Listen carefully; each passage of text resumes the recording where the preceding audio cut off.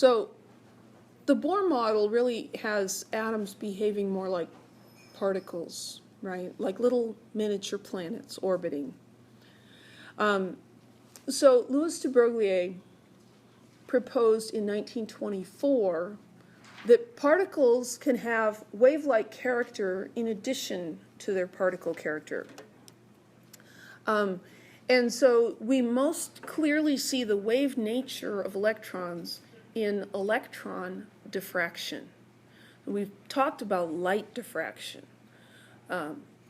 but we also observe diffraction with electrons. And the interference pattern that we observed is not caused by pairs of electrons interfering with each other, but by single electrons interfering with themselves. Just letting that one sink in a little bit. So this is the experiment that proves the wave nature of electrons. So here we have, very similar to the light diffraction experiment, here we have an electron source that's making a beam of electrons. And we have a barrier with two slits. And what we observe over here, this isn't light, but this is a sensor that tells us that we have, where there are bright spots, we have more electrons hitting, and where there are dark spots, there are no electrons hitting. Okay? So you send a beam of electrons here, and you get an interference pattern, just like you do with light. Electrons behave as waves. Yes? The next picture. Next picture. So what would we expect to see if they only behaved as particles? Well, if we've got particles coming, we would expect to see two bright spots. Because where the particles hit the slit, they would go straight through. If they hit the barrier, they're not going to go through.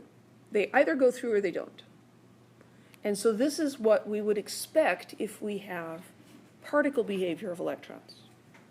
But what we're actually seeing is this interference pattern of electrons behaving as waves. It gets better. Okay, so the wave nature of the electron is an inherent property of individual electrons. An individual electron has a wavelength.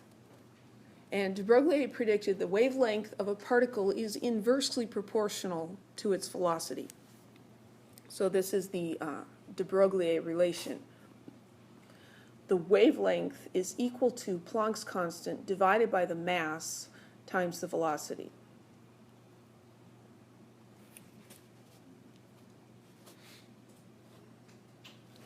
So we can use that to calculate velocity or wavelength. So here's an example. What is the velocity of an electron that has a de Broglie wavelength approximately the length of a chemical bond? Assume this length to be 1.2 times 10 to the minus 10 meters.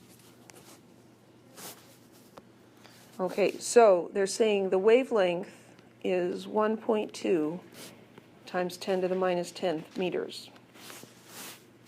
And they're asking for velocity. Well, we need to go back to that de Broglie relation. Lambda equals h over mv. Oops. There it is. Lambda equals h over mv.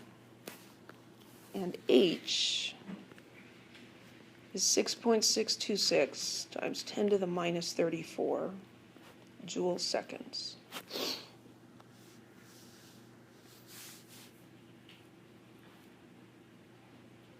Well, what else do we need to know? We need to know the mass of an electron. What is the mass of an electron? Okay, check it out. So Siri's telling me, okay. Siri's not being very helpful today. She's supposed to just spit the answer out. Mass 9.109 times 10 to the minus 31 kilograms. So mass 9.109. And there's a whole bunch more digits, but I don't care about them. Times 10 to the minus 31 kilograms. And they're asking us to find the velocity. So if I take this equation and I solve it for velocity, just rearranging here, the velocity is going to be h over m lambda.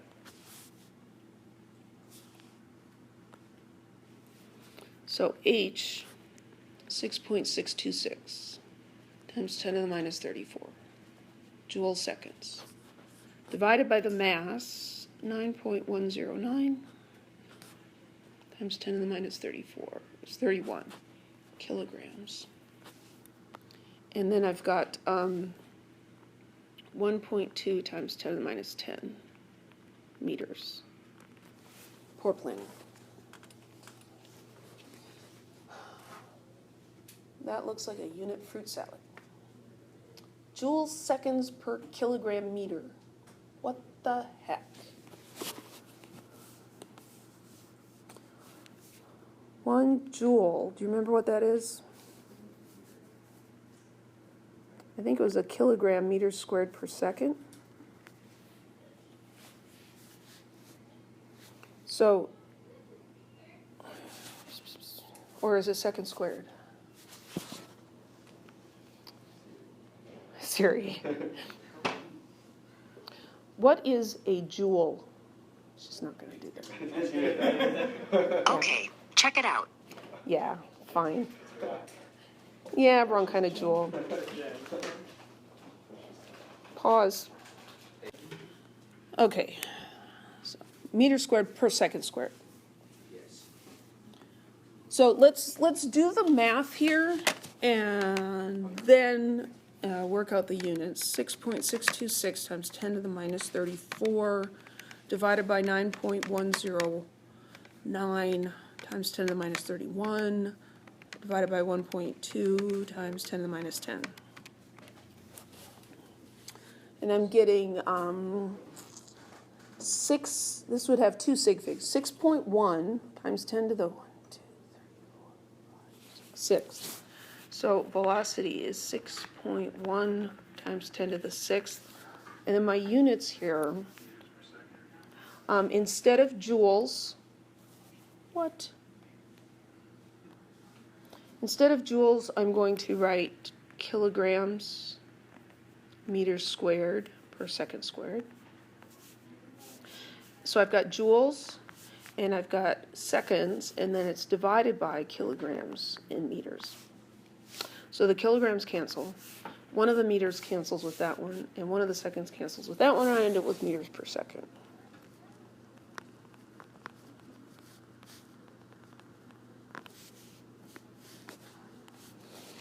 So the electron then is moving at 6.1 times 10 to the 8th meters per second. I said 8, 10 to the 6th. Could it be moving at 6 times 10 to the 8th meters per second? No, because that would be faster than the speed of light. Things don't go faster than the speed of light. Any questions? These sorts of equations, like the de Broglie relation, we don't use these a lot in chemistry. And so I will give you those equations on the exam. I'll just put them all at the top of the exam. They'll be there. But you have to know to look at them, and you need to know what the V is and what the M is and be able to use them. No, they will not be labeled. The font will clearly define the difference between V and mu, which is not happening here. Nope. No, I'm not going to say this is de Broglie. I'm just going to throw them in there.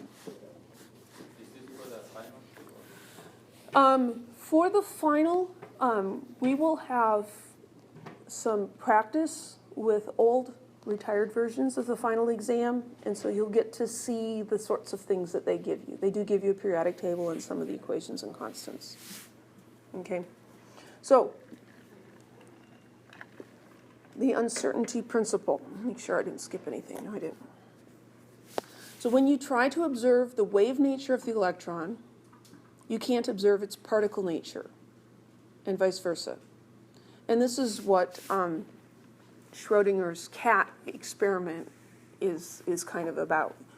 There are two states. It acts as a wave and as a particle, but we can't observe it being in both. We see it in one or the other. So the wave nature, we have evidence from the interference pattern. The particle nature, we have, I skipped something. The particle nature we see from its position. Okay, so back up. I thought I was missing something. What happens, oh, I'm so lost. There it is. Okay, this is kind of getting ahead of itself. That's what's messing me up. We say that the wave and particle nature of the electron are complementary properties. The more we know about one, the less we know about the other. And that's what the uncertainty principle says. The more you know about one, the less you know about the other. So this is the demonstration of the uncertainty principle. So with this diffraction experiment with the electrons, so you have a beam of electrons. The electrons are going through here one at a time. If it's a particle, they have to pass through one slit or the other.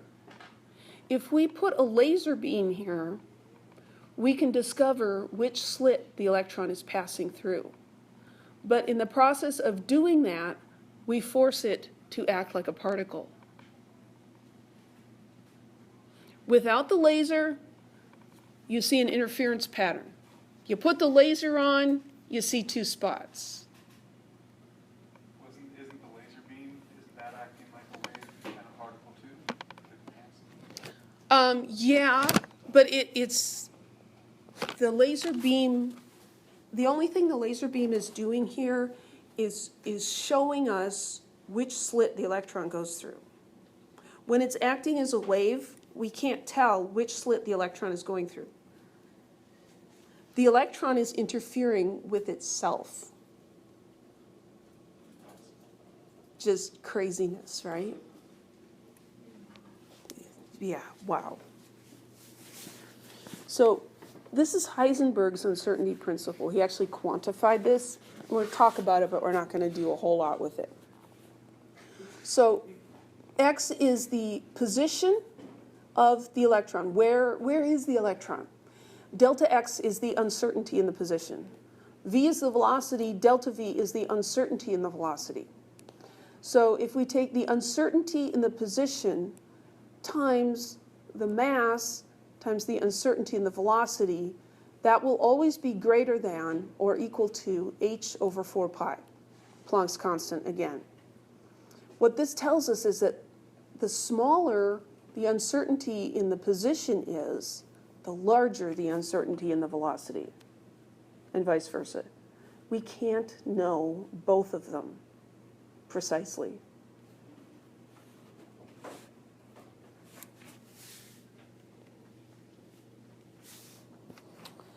So, determinacy versus indeterminacy. Classical physics says that particles move in a position that's determined by their velocity, their position, the forces acting on it. Baseballs behave this way. The present determines the future. But we can't know the position and the velocity of the electron. We can't predict the path that it will follow. Indeterminacy says the future can only be described statistically. We cannot say this is what it's going to do.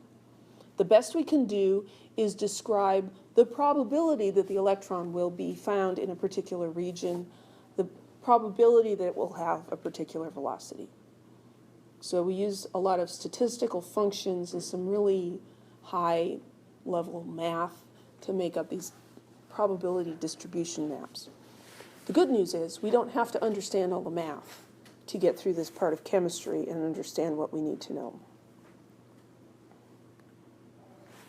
So, classic concept of trajectory. It's baseball season. So, baseball gets hit, and there's a trajectory. And there's a lot of forces and factors. There's wind resistance, and there's gravity acting on the ball. There's the spin of the ball, all these different things. But they can be determined, and we can predict where the ball's going to go. You can't do that with electrons.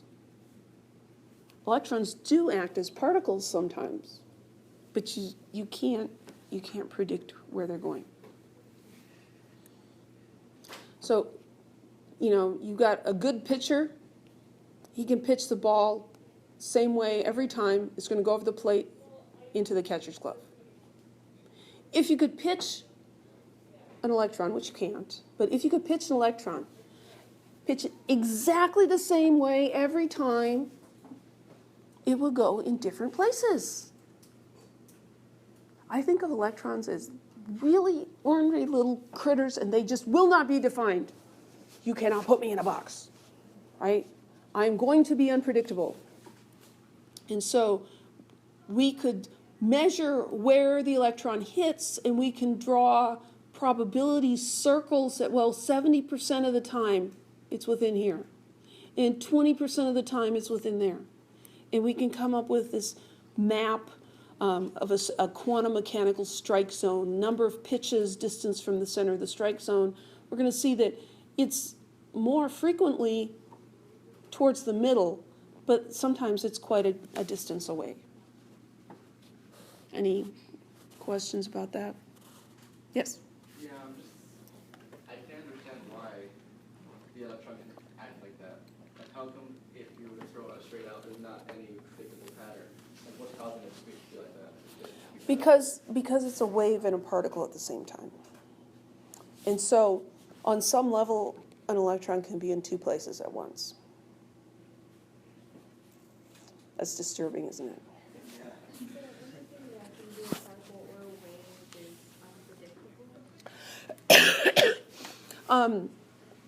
The question is anything that can be a particle or a wave unpredictable?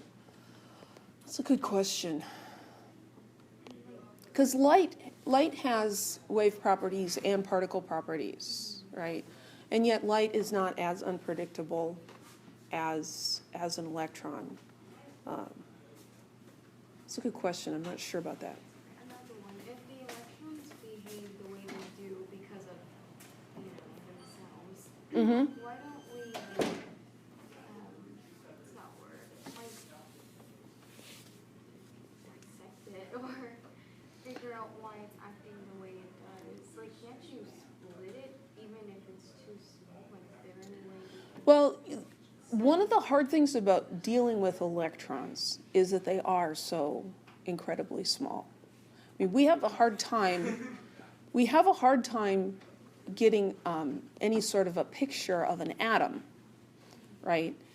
And the atom is much bigger than an electron. The nucleus, remember, the nucleus of an atom would be like the size of a pea if the atom was the size, diameter was the length of a football field. Okay? And in the nucleus are the protons and the neutrons, and each of those is 2,000 times larger than the electron. So we're talking about something really, really small. Yeah, you had a comment or No, I have a question. a question? Yeah. So we'd love to dissect an electron. Is there any way to look into it instead of... No, I don't know that there's really any way to look into an electron. The nice thing about electrons is they have a negative charge on them, and so we can get them to do stuff. We can make a beam of electrons and shoot them out. It's much harder to do with a particle that doesn't have a charge on it, because we can use an electric field to accelerate them and do a lot of different things with them. Can we use that to make them go in a certain direction, or will they always be opposite? Well, we can make them travel in a beam and hit stuff with them. We can do that. And so we can observe them acting as particles, but then we lose the wave nature. But we cannot make them go exactly the same place every time. So where do they get this information from, or how does that work? Like this part right here? And shells and all that, like how do they know that they're in that particular spot?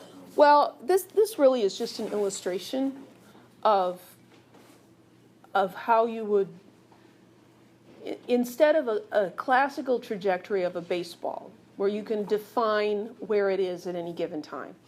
There's more of this nebulous place where the electron's probably in there somewhere. Right.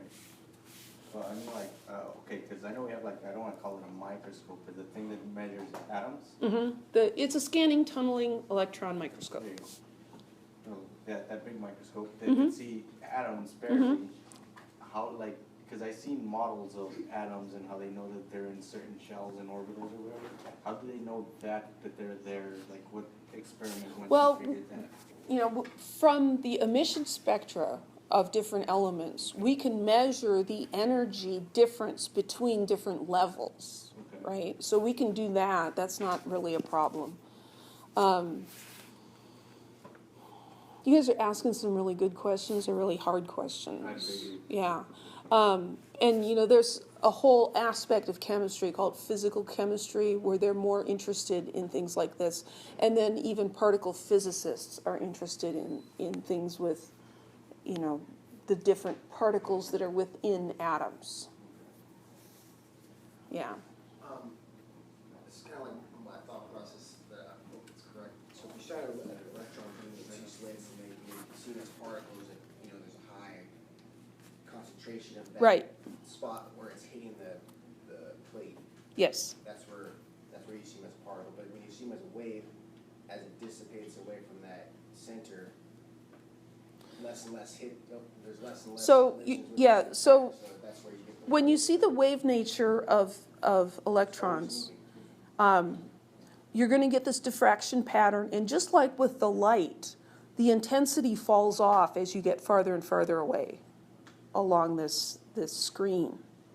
And so that's why the lines get less and less bright. The overlap is greatest in the middle. And these lines are not one electron wide, right? And when we look at this one, we get bright spots here, or bright lines, but they're kind of fuzzy. And so the electron is either going through this slit and hitting this line or through that, but it's not necessarily hitting in exactly the same place, even though it's coming from the same source. And so there's this fuzziness, and that fuzziness has to do with that uncertainty. We can predict within a range that it's going to be there, but it's not 100%, and we can't say, no, it's in this place every single time. Have you ever seen an eclipse with a sheet of paper and a pin? Yes, I have. Something like that. I mean, something like the light, like the experiment that they were doing. Yeah, so watching an eclipse with a pinhole, it's basically a pinhole camera, and you can actually see the image of the eclipse in light on the underneath, and that's really just more optics, the bending of light. Yeah, it's very neat.